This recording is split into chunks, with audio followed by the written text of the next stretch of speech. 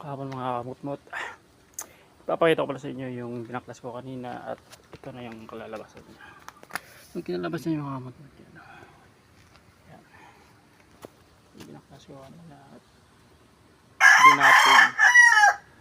Ayan mga kamutmot, yan na siya. Hindi pa masyado finish nga kasi medyo may marami tayong gagawin. Ayan.